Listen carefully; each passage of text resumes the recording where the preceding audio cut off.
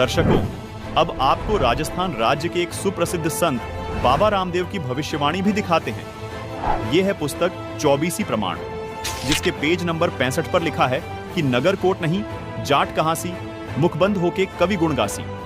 यहाँ बाबा रामदेव जी कह रहे हैं कि वह महापुरुष जाट जाति में आएगा और कवि यानी कबीर परमात्मा के गुण गाएगा। संत रामपाल जी महाराज का जन्म एक किसान परिवार में जाट जाति में हुआ है। संत रामपाल जी महाराज एकमात्र ऐसे संत हैं जो कबीर देव यानी कबीर परमात्मा के गुण 1988 से संसार को सुना रहे हैं। इसी पुस्तक 24 प्रमाण के पेज नंबर 111 पर देखिए, संत रामपाल जी महाराज के बारे में एक और भविष्यवाणी की गई है। हर आसी हरियाणे तोरण रंगरी रीत चुकासी, सुंदर खाती अगम भाषिया जुग चौथा में होसी। यहां भी संत रामदेव जी अपनी वाणी में साफ साफ कह रहे हैं कि वो महापुरुष हरियाणा में आएंगे और चौथे युग यानी कलयुग में आएंगे। दर्शकों, जिस समय संत रामपाल जी महाराज का जन्म हुआ उस समय गांव धनाना जिला सोनीपत पंजाब प्रांत में था, जो बाद में 1966 में पंजाब से अलग होकर हरियाणा प्रांत का हिस्सा बना।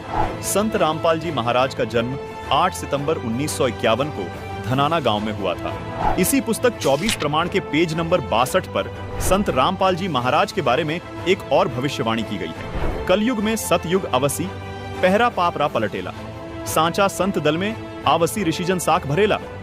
दर्शकों, कबीर सागर और भविष्य मालिका पुराण में लिखी भविष्यवाणी संत रामदेव जी की भविष्यवाणी से ज्यों की त्यों मेल खाती है। संत रामदेव जी भी कहते हैं कि कलयुग में ही सतयुग जैसा माहौल होगा। वो पूर्ण संत अपने आध्यात्मिक ज्ञान के जरिए बढ़ रहे पाप को खत्म कर देगा।